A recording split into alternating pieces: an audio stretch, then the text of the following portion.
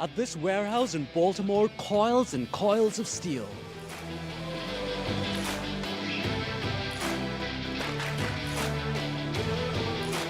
Steel here will end up in everything from kitchen sinks to fridges to cars.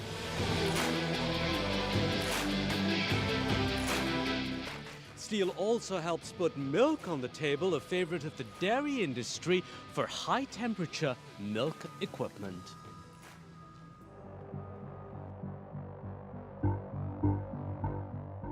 Such in March, President Trump imposed a 25% tariff on steel imports, a similar move that he made in his previous term. But this time he says there will be no exemptions. How does that affect you this time around?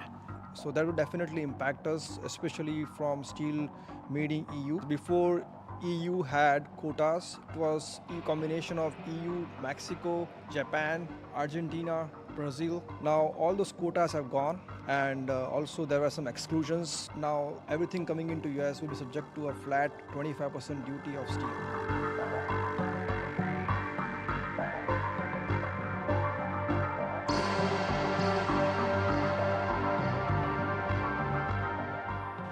And we typically also bring in steel from domestic mills who make it locally within US.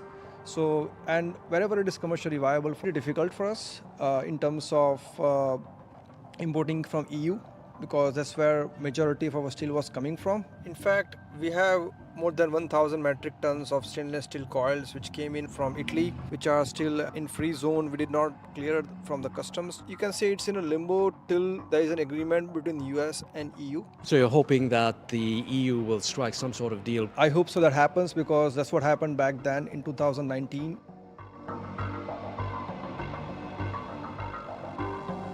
Steelmakers in the US have been cheering Trump's move. For years, they've been complaining that countries like China and others in Asia have been dumping steel in the US, making them lose money.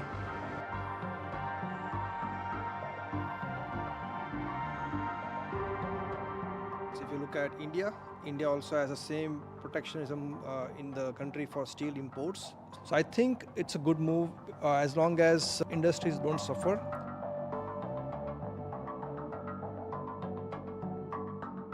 Sachin, how much more expensive will everyday products get? Near-term pain, is that what we're going to see? Well, I would say there is no gain without pain. So that we all will see definitely some pain one way or another.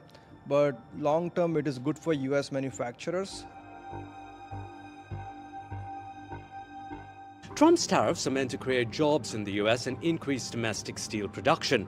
But skeptics say, going by what happened in 2018, that did not move the needle much. In Baltimore, for NDTV, Allister.